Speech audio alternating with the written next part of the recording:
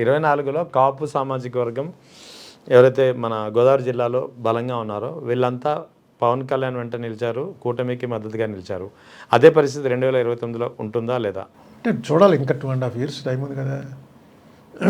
అదే పరిస్థితి ఉండకపోవచ్చు, ఎంతో కొంత యాంటీ ఇన్కంబెన్సీ ఉంటుంది. కానీ వీళ్ళు ఇలాగే కలిసి ఉంటే మాత్రం డెఫినెట్గా టఫ్ ఫైట్ అవుతుంది తప్ప ఇలా వన్ సైడ్ గేమ్ ఉండదు.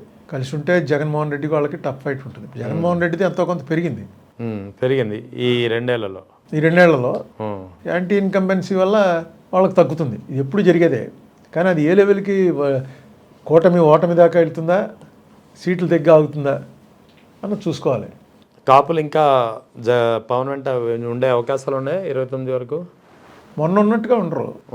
చీలికి వస్తుంది, అంతర్మాత్రం ఉంటుంది కానీ వాళ్ళకి పవన్ కళ్యాణ్ మాకు ఇప్పటి వరకు కమ్మారెడ్డి తప్ప మాకేమీ లేదా, పెద్ద క్యాస్ట్ అది అని అభిప్రాయం ఉండింది 2024 వరకు. అది ఇప్పుడు తను ఉప ముఖ్యమంత్రి అంటే ఉప ముఖ్యమంత్రి జగన్ ఎప్పుడో చేశాడుగా, ఇద్దరిని చేసినట్టున్నాడు, ఒక్కనే చేశాడా? ఆలోచన చేశారు, ఒకరిని చేశారు, ఒక కాపుని, ఒక బీసీని, ఒక మైనార్టీ. అసలు ఉప ముఖ్యమంత్రి అంటే ఉత్తినే అదే. అవును, స్టాంప్.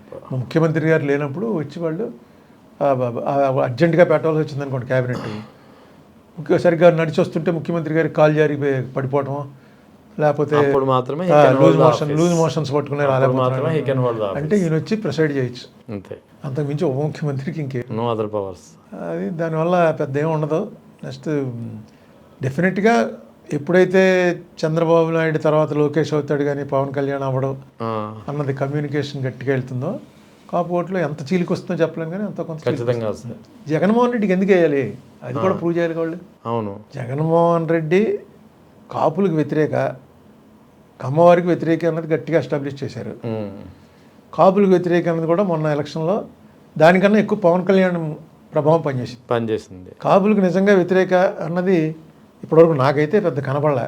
ఎందుకంటే అతని వాళ్ళ పార్టీ స్పోక్స్మెన్నే అంబటి రాంబాబు, మన పేర్ని కృష్ణ గారి కొడుకు కృష్ణ కొడుకు అన్నారు, ముసలాళ్ళకి అదే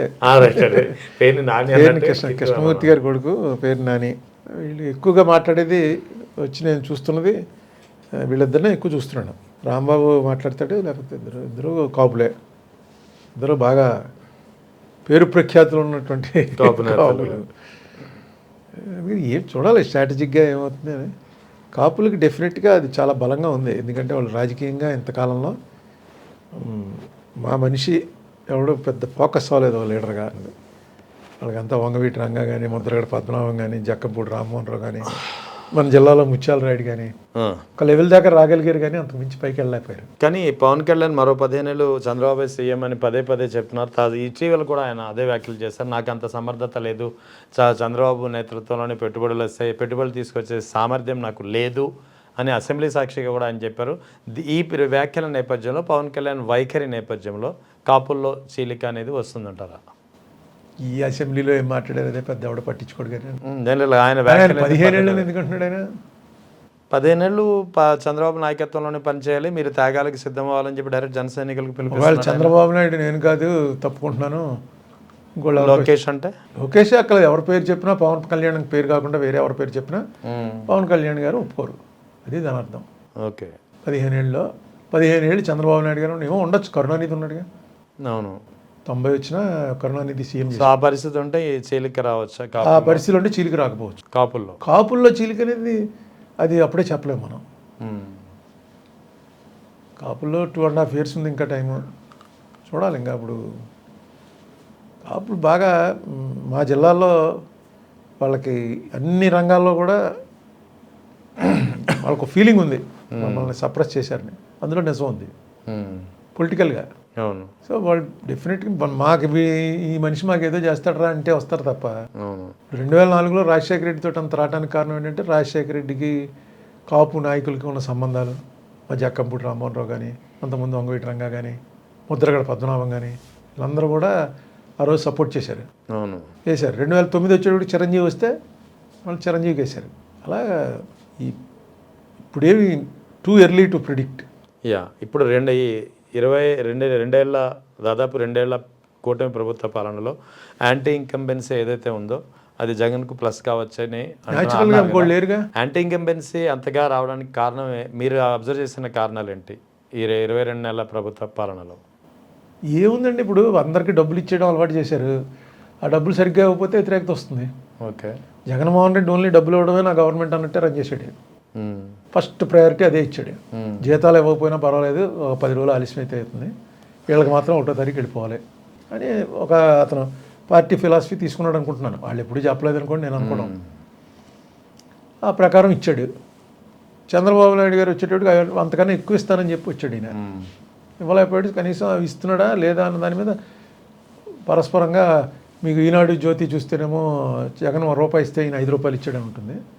సో సాక్షి పేపర్ చూస్తే వాడు జగన్ ₹1 ఇస్తే ఈయన పావలా ఇచ్చాడని ఇందులో ఉంటుంది. ఏది నమ్మాలన్నది మనకు తెలియదు. నాకు అంత స్టడీ చేసేంత ఓపిక లేదు. వీళ్ళు అందుకని క్లియర్గా జనంలో తెలుస్తుంది యాక్చువల్గా ఏం తెలుస్తుంది, ఏమొస్తుంది అన్నది. మాకేదో ఇంట్లో పని మనిషి చేసేవాళ్ళు, లేకపోతే ఇంట్లో డ్రైవింగ్ చేసేవాళ్ళు, ఇంకోళ్ళు వాళ్ళతో మాట్లాడుతుంటే అర్థమయ్యేది ఏంటంటే బిలో పవర్టీ లైన్ ఉన్నటువంటి వాళ్ళలో జగన్ టైంలో వచ్చినట్టుగా ఇప్పుడు రావట్లేదు అన్నది ఒకటి ఎస్టాబ్లిష్ అవుతుంది. అదే బడ్జెట్లో అకౌంట్లు దేని మీద ఎంత ఖర్చు పెట్టారా అని చూస్తుంటే డెఫినెట్గా జగన్ టైంలో ఖర్చు పెట్టినంత ఇప్పుడు ఖర్చు పెడుతున్నారు, అది వస్తుంది. సో ఎక్కడ తేడా వచ్చింది కానీ ప్రజలకు అందట్లేదు. ఎక్కడ తేడా వచ్చిందో నాకు కరెక్ట్గా చెప్పలేకపోతున్నాం. కానీ ప్రజల్లో టాక్ అయితే మాత్రం డెఫినెట్గా బిలో పవర్టీ లైన్ జనాలకి జగన్ ఉన్నప్పుడు కరెక్ట్గా అందేవి, ఇప్పుడు అందట్లేదు అనేటువంటిది ఒక భావన బలపడుతోంది. మరి వీళ్ళు కరెక్ట్గా కూటమి వాళ్ళు కూడా ఇస్తారు, లెక్కలు ఇస్తారు, మేము అన్నీ ఇస్తున్నారా బాబు, ఎవరికి కట్ చేయలేదని చెప్తారు. నిజమేంటో యాక్చువల్గా అనుభవిస్తున్న వాళ్ళకి తెలుస్తుంది తప్ప పేపర్ల వాళ్ళు ఎవరి పేపర్ వాళ్ళది అంతే కదా, ఎవరి స్టాండ్ వాళ్ళదే. ఏదైనా కూటమి అనేది కూటమిగా అలాగే నిలబడితే ఎలక్షన్కి నా ఉద్దేశంలో 2014లో ఎంత టఫ్గా ఉందో 1%, 1.5% తేడా వచ్చింది. జస్ట్ 1.5% అలా ఉంటుంది ఎలక్షన్ 2029లో. అది జగన్కి అడ్వాంటేజ్ అవ్వచ్చు, వీళ్ళు కావచ్చు. సరే, ఇక వైఎస్ రాజశేఖర రెడ్డితో మీకు చాలా అనుబంధం ఉంది. ఆ అనుబంధానికి సంబంధించి ప్రజలకి కొన్ని అప్పుడప్పుడు మీరు చెప్పే మాటలు చాలా ఆసక్తిగా వింటుంటారు. నేను వైఎస్ రాజశేఖర్ అంటే ఇప్పటికీ చాలామందికి అభిమానించే మహానేత. సో మీ ఇద్దరికి ఉన్న అనుబంధాన్ని నేపథ్యంలో కొన్ని షేర్ చేసుకోగలరా? ఇద్దరికి మీకు ఏం లేదండి, అనుబంధాలు ఏం కాదు. ఆయన ఒక లీడరు. అవును, మేము బాగా క్లోజ్ అయింది ఇప్పుడు 83లో ఆయన్ని PCC ప్రెసిడెంట్గా నియమించారు. ఎన్టీ రామారావు గారు అధికారంలోకి వచ్చిన 6 నెలలకో 8 నెలలకో వెతికి ఎవరైతే ఎదుర్కోగలరు అని చెప్పి చూస్తే ఈయన చదువుకున్నాడు, డాక్టరు, రాజశేఖర రెడ్డి ఎమ్మెల్యేగా నెగ్గాడు ఇంత వేవ్లో అని. అప్పటికే ఆయన మాజీ మంత్రి కూడా, విజయభాస్కర్ రెడ్డి గారి మంత్రివర్గంలోనూ భవన వెంకటరామరెడ్డి గారి మంత్రివర్గంలో మంత్రి చేసి ఉన్నాడు. అందుకని అతను పికప్ చేసి రాజీవ్ గాంధీ గారు PCC ప్రెసిడెంట్గా నియమించారు. మేము అప్పటికే డాక్టర్ రామచంద్రరావుకి బాగా క్లోజు, కేవీపీ రామచంద్రరావు గారు. రామచంద్రరావు గారు, రాజశేఖర రెడ్డి గారు ఆల్మోస్ట్ ఇద్దరు ఒకటే. అవును. అందుకని రామచంద్రరావు గారి ద్వారానే మాకు రాజశేఖర రెడ్డి గారి పరిచయం. ఎప్పుడు ఆయనకి నాకు రిలేషన్, ఆయన లీడరు, నేను కార్యకర్తని, అంతే. అంతమించి మేము పెద్ద దగ్గరగా వాళ్ళ కుటుంబంలో ఇంటికి వెళ్ళినప్పుడు అంటే కొంచెం ఎక్కువగా మిగతా వాళ్ళకన్నా నాతో కొంచెం ఎక్కువ టైం స్పెండ్ చేసేవాడు. కారణం ఏంటంటే ఆయన MP అయిన తర్వాత 90 నుంచి 8 ఏళ్ళు అక్కడ ఉన్నాడు ఢిల్లీలో, క్వార్టర్ గేటర్. నేను వెళ్తే అక్కడే దిగేవాడిని, నాకు అవకాశం ఇచ్చారు. అది కూడా రామచంద్రరావు గారు చెప్పి అరుణ్ అక్కడే దిగుతాడని చెప్పి ఎప్పుడు వెళ్ళినా అక్కడే దిగేవాడిని. దాంతో అందరూ అక్కడ దిగినా సరే ఆయన లీడరే. నేనే అంత ట్రెస్ పాస్ చేసి పర్సనల్ మ్యాటర్స్లోకి వాటిలోకి వెళ్ళేటువంటి ఉత్సాహం లేదు నాకు. నాకు రూమ్ ఇచ్చేసేవారు వెళ్ళగానే, ఆ రూమ్లో ఉండటం, అలాగే మేము కాంగ్రెస్ ఆఫీస్కి వెళ్ళి కూర్చోవటం, మిగతా లీడర్స్ని కలవటం. రాజశేఖర రెడ్డి గారు కొంచెం నా మీద సాఫ్ట్ కార్నర్ డెవలప్ చేసుకున్నాడు ఆయన. మీ ఇద్దరికి అంత క్లోజ్నెస్ ఎప్పుడు బలపడడానికి కారణాలు ఏంటి? కారణం ఏం లేదు, ఇదే కారణం. అవైలబిలిటీ. ఆయనకి పొద్దున్నే లేచి ఎవరితోన్నా కసుకేయాలనుకుంటే అక్కడ ఆయన ఇంట్లో వెళ్ళి దిగేంత చనువు ఉన్నవాళ్ళు చాలా ఢిల్లీ వెళ్ళటం తక్కువ. ఓకే. రామచంద్రరావు ఢిల్లీ ఎప్పుడు వచ్చేవాడు కాదు. నేను వెళ్ళేవాడిని, నేను ప్రతి బడ్జెట్ సెషన్కి వెళ్ళేవాడిని. అది ఒక అంత ముందు నుంచి సరదా వెళ్ళిపోయి బడ్జెట్ సెషన్ టైంలో అక్కడ ఉండడం, ఆ కరోల్ బాగ్లో ఏదో హోటల్లో ఉండటం, అని రోజు పార్లమెంట్కి వెళ్ళటం. అప్పుడు సెంట్రల్ హాల్కి అన్నిటికీ పాస్ ఇచ్చేవారు ఎవరు. ఇప్పుడు అంత స్ట్రిక్ట్ ఉండేది కాదు. అందరితో పరిచయాలు ఉంటాయని అలా సరదాగా తిరుగుతుండేవాళ్ళం. 89 ఈయన MP అయ్యాక మాత్రం ఇంకా బోర్డింగ్ లాడ్జింగ్ ఫ్రీ, వెళ్ళిపోవటం, ఈయన ఇంట్లో తిరగటం, పార్లమెంట్లో మళ్ళీ వచ్చేయటం. ఆ టైంలో బాగా క్లోజ్ అయ్యే అవకాశం వచ్చింది. ఎందుకో ఆయనకి నా మీద సాఫ్ట్ కార్నర్ డెవలప్ అయింది. తర్వాత ఈయన ఉన్నాడు కదా కేవీపీ రామచంద్రరావు. అవును. కేవీపీ రామచంద్రరావుకి ఎందుకో మేము కలిసిన రోజు నుంచి కూడా నా మీద చాలా ప్రత్యేక అభిమానం చూపించేవాడు. ఇప్పటికీ అంతే. అంతే తప్ప ఇదంతా యాదృచ్ఛికంగా జరిగిందే తప్ప. కానీ మీ మీద ఫస్ట్ నుంచి ఆయనకి సాఫ్ట్ కార్నర్ ఉంది. ఎందుకంటే 2009, 2004, 2009లో ఫస్ట్ టైం మీరు ఎంపీగా పోటీ చేయడానికి ముందు రాజమండ్రిలో మీరు ఎమ్మెల్యేగా పోటీ చేసి ఓడిపోయారు. అయినా సరే మిమ్మల్ని గుర్తుంచుకొని 2004లో అవకాశం ఇచ్చారు, 2009లో వరుసగా 2 సార్లు నెగ్గారు మీరు. సో అంత అభిమానం అంటే రాజమండ్రి సీట్ అంటే అది ఎమ్మెల్యే కావచ్చు, ఎంపీ కావచ్చు, అరుణ్ కుమార్కే. ఆయనకి ముందు నుంచి కూడా నేను ఎమ్మెల్యేకి పోటీ చేయడం ఇష్టం లేదు. ఫస్ట్ నుంచి ఎంపీగా వెళ్ళమని ఢిల్లీలోనే ఉండాలి అనేవాడు ఆయన. సరే 2004లో ఎంపీ టికెట్, 1999లోనే నాకు ఎంపీ టికెట్ రావాలి. ఆయన పీసీ ప్రెసిడెంట్గా ఉన్నాడు అప్పుడు. కానీ పని జరగలేదు, ఈ పర్మిటేషన్ కాంబినేషన్లో రాలేదు. 2004లో ముందు నుంచి ఆయన ఎలా వచ్చింది ఏంటి అన్నది పెద్ద నాకు అంత డీటెయిల్గా తెలియదు. కానీ అది రామచంద్రరావు అప్పుడు పక్కనే ఉండేవాడు కాబట్టి ఆయన కూడా కొంచెం రిమైండ్ చేస్తూ ఉండేవాడు. రాజశేఖర్ లాస్ట్లో ఫస్ట్ అయితే నా నేమ్ డ్రాప్ అయిపోయింది. పొద్దున్న లిస్ట్ అనౌన్స్ చేసినప్పుడు డ్రాప్ అయిపోయింది 2004లో. మళ్ళీ సాయంకాలం సిడబ్ల్యూసీలో కొన్ని మార్పులు జరిగాయి, ఎన్నో మార్చారు, రెండిట్లో నాదొకటి. అలా మొత్తానికి but for Rajasekhara Reddy and Ramachandra Rao నేనేమి పెద్ద అంబిషియస్ కూడా కాదు. ఏదో వాళ్ళు పేరు పెట్టేవాళ్ళు వచ్చేవాడిని. ఎలక్షన్ ఓడిపోతే ఓహో పార్టీ పోయింది అనుకునేవాళ్ళు, నెగ్గితే పార్టీ నెగ్గింది. అంతే తప్ప నా సొంత కంట్రిబ్యూషన్ పెద్ద ఏం లేదు. నన్ను చూసి ఓట్లు వేసింది ఏం లేదు. నన్ను చూసి ఓట్లు తగ్గుంటాయేమో కానీ ఇంకా అది మీరు అనుకుంటారు. కానీ అదే రాజమండ్రి అని నాకు కూడా తెలుసు కాబట్టి నేను అంతగా ఆసక్తిగా అడుగుతాను. నేను అంత పబ్లిక్తో అంత సంబంధాలు ఉన్నవాడిని, అలాంటిది ఏం కాదు పెద్ద. నేను ఎవరు వచ్చితే వాళ్ళు ఎవరేమడిగితే ఫోన్ చేయరు ఏమనుకంటే ఫోన్ చేసేయటమే. అవును, అపకారం అయితే ఎవరికి ఏం చేయలేదు కదా. అపకారం చేసేంత సమర్థత కూడా లేదు నాకు దానికి. సో నేను పెద్ద I don't consider my self as a potential candidate. వాళ్ళు అనుకున్నారు, పెట్టారు. సరే 2 సార్లు ఓడిపోయాను, అయినా టికెట్ వచ్చింది, 2 సార్లు గెలిచాను. అన్నిటికన్నా నా క్యాస్ట్ కానీ నా ఆర్థిక పరిస్థితి కానీ సమకాలీన రాజకీయాల్లో నిలదొక్కుకోవడానికి సరైనటువంటి. కానీ 2 సార్లు రాజమండ్రి ఎంపీ చేస్తున్నప్పుడు మీరు మీ స్టాంప్ ఏంటి, మీరు చేసినటువంటి గ్రోత్ ఏంటనేది అందరికీ తెలుసు. రాజమండ్రి వాళ్ళకి మీరు కూడా ప్రతి ఇయర్ సుబ్రహ్మణ్య మైదానంలో ఒక అదే ఏదో యూనిక్గా చేయాలి కదా. అందుకని సుబ్రహ్మణ్యం చేసిందే కదా చెప్పేది. అంతే. ఇప్పుడు ఇవన్నీ యాదృచ్ఛికంగా జరుగుతుంటాయండి. ఆ టైంలో రాజశేఖర రెడ్డి టైంలో ఒక పెద్ద మంచి ఏం జరిగిందంటే మొత్తం ఇంటర్నేషనల్గా పెద్ద భూము. ఆయన ఎన్ని పథకాలు అనౌన్స్ చేసినా అన్ని పథకాలకి కావాల్సిన డబ్బు వచ్చేసేది. డబ్బు లేకుండానే అనౌన్స్ చేసేవాడు. సాయంకాలానికి ఏదో ఇంకో పెరిగిపోయేది. అలాగా ఆ భూమిలో జరిగింది.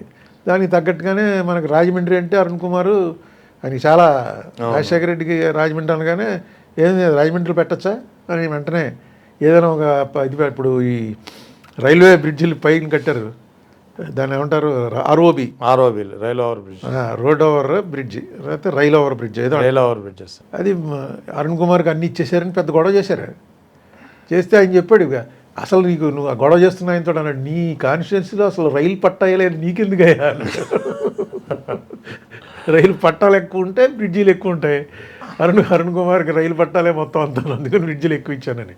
నాకు దాంట్లో ఎందుకంటే 50-50 అది. అలా చాలా.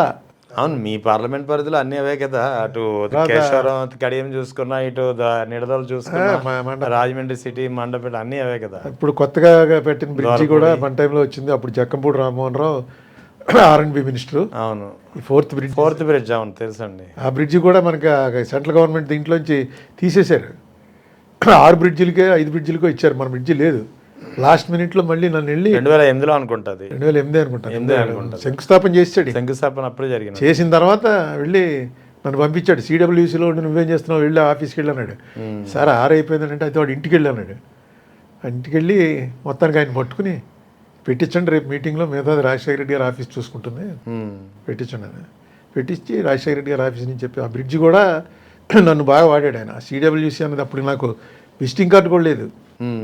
నేను సిడబ్ల్యూసీ అని ఎలా చెప్పుకోవాలంటే, వెళ్ళి నీ కాంగ్రెస్ ఆఫీస్లో విజిటింగ్ కార్డులు ఉంటాయి నీ పేరుతో, అవి కూడా తీసుకోలేదా, ఎందుకని నీకు సిడబ్ల్యూసీ అని. అదే ఒక ఫస్ట్ 5 years చాలా బాగుండేది. ఎందుకంటే తిట్టడానికో బాగా చేసేవాడికో రాజశేఖర రెడ్డి ఉండేవాడు. తర్వాత ఆయన చచ్చిపోయిన తర్వాత ఒకసారి ఏముంది రొటీను, మనకేం బిజినెస్ లేవు, నన్ను వచ్చి అడిగే ఇండస్ట్రియలిస్టులు వాళ్ళు ఎవరు ఉండరు, ఎవరికి వాళ్ళకి లాభీ ఉంటుంది, నా దగ్గరికి వచ్చి అడిగేవాళ్ళు ఎవరు ఉండరు. మీ పొలిటికల్ కెరీర్ పరంగా చూసుకున్నా లేదా మీకు వ్యక్తిగతంగా మీతో సాన్నిహిత్యం కోసం చూసుకున్నా వైఎస్ రాజశేఖర రెడ్డికి మీకు ఒక బంధం అయితే ఉంది. అది సోర్సెస్ ఏవైనా కావచ్చు.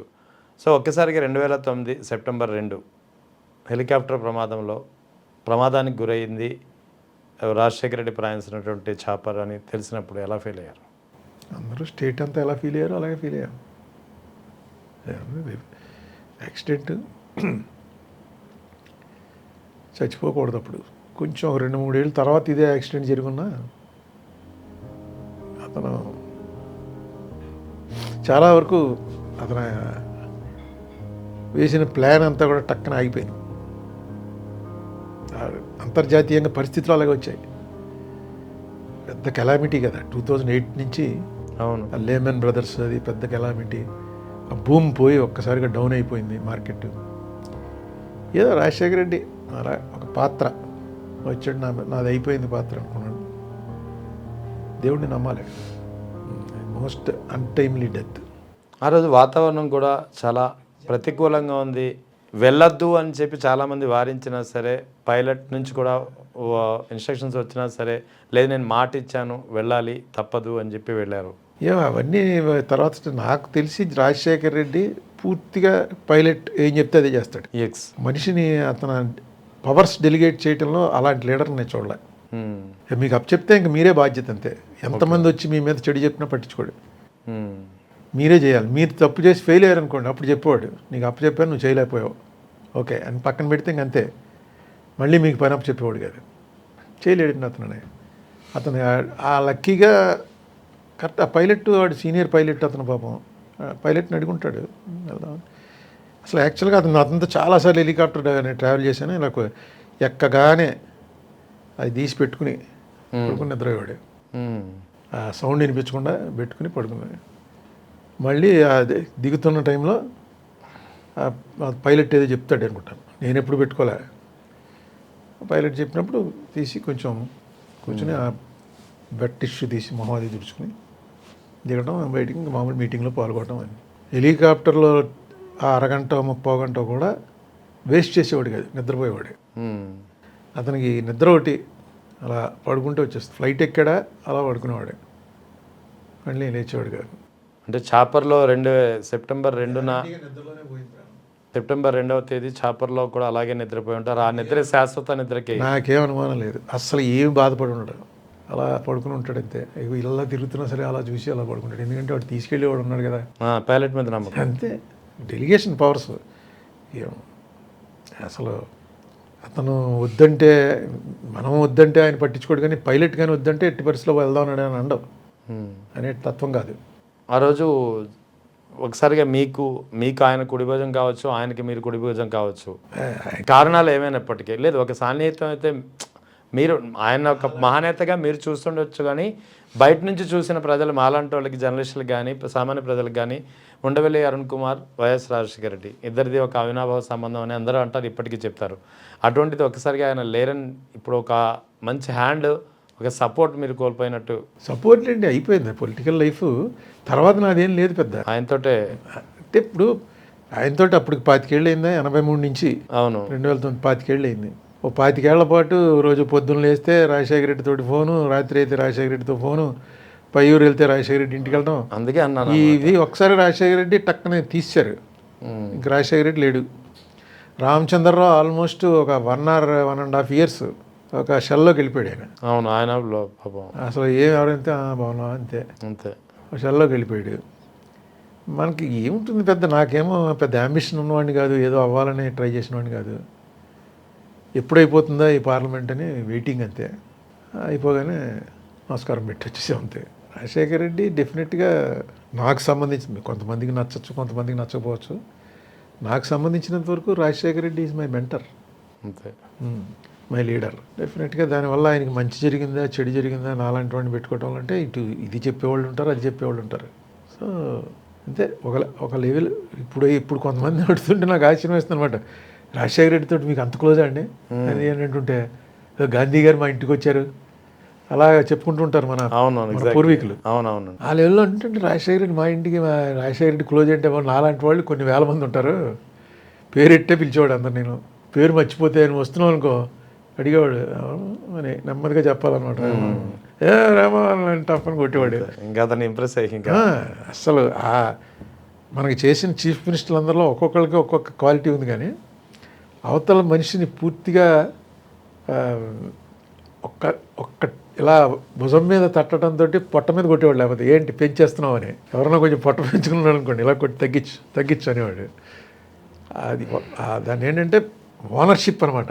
ఆ, మనిషిని ఓన్ చేసుకుని మనిషిని సొంతం చేసుకోవడం. ఆ మనిషి కూడా సొంతం చేసుకునేవాడు. Exactly. ఈయన ఒక్కడే కాదు, అది గాడ్ గిఫ్ట్ అంతే క్వాలిటీ. తర్వాత ఎంత చిన్నవాడు చెప్పినా సరే అది వినేవాడు. మ్మ్. వెళ్తూ డ్రైవర్ ఈ ₹2 బియ్యం ఎలా ఉంటుంది అని డ్రైవర్ని అడిగేవాడు. మ్మ్. లేకపోతే గన్మెన్ అడిగేవాడు. వాళ్ళు చెప్పేది చాలా జాగ్రత్తగా వినేవాడు. వాళ్ళకి ఇది ఈజీ, వాడు కొంచెం స్టిఫ్ అయిపోయి ఇదేంటి ఇలా అడిగేస్తున్నాడు అని సీఎం గారు అనుకుంటే మ్మ్. ఆ భుజం మీద కొట్టు లే ఫ్రీ చెప్పు మీరు ఎంతమంది ఫ్యామిలీ అలా వెళ్ళే 5 నిమిషాల్లో మాట్లాడేవాడు. అది ఒక ఆర్ట్. అవతల వాడు డెఫినెట్గా నిజమే చెప్పేవాడు. అదే మీరు పెడుతున్నారు కదండి చాలా బాగుంటుందండి అని. అలా కాదు, లేదండి పెద్ద ఏం లేదండి ప్రజల్లో లేదండి అని చెప్పేవాళ్ళు ఉండేవారు. మ్మ్. కానీ అందరివి తీసుకుని తనకు నచ్చింది చేసేవాడు. లీడర్ చేయవలసిన పని అది. నో ఈజ్ చాలా మర్చిపోలేని మనిషి. ఇంకా రాజమండ్రి రాజకీయాల్లో జక్కంపూడి రామ్మోహన్ రావు అండ్ ఉండవల్లి అరుణ్ కుమార్ ఒక క్లోజ్ ఫ్రెండ్షిప్, ఒక క్లోజ్ పొలిటికల్ ఇది అనుకోవచ్చు, బాండ్ అనుకోవచ్చు. అసలు ఎలా నడిచేది మీ ఇద్దరి మధ్య? ఎందుకంటే ఆయన చూశారు కదా. మీరు పూర్తిగా సాఫ్ట్, నేను చూశాను sir as a journalist, Rajahmundry సిటిజన్గా నేను చూశాను. అందరికీ తెలియాల్సిన విషయాలు కూడా చాలా ఉన్నాయి. జక్కమూడి రామ్మోహన్ రావు ఫుల్ అగ్రెసివ్, మీరు full soft and full technical person. So ఎలా నడిచేది మీ బంధం? ఎందుకు అంతకాలం నడిచేది? చెప్పారుగా ఆపోజిట్ పోల్స్ అట్రాక్ట్. యా, ఇద్దరం క్వైట్ ఆపోజిట్. అందుకని అతనికి చాలా జక్కంపూడి రామ్మోహన్ రావు ఏంటంటే అతను నన్ను పూర్తిగా నమ్మాడు. నాకు నిజంగా ఎలిజిబిలిటీ లేకపోయినా ఎందుకో నేనైతే అతని అభివృద్ధే కోరుకుంటానని అతనికి పూర్తి నమ్మకం. దానివల్ల మాకెప్పుడు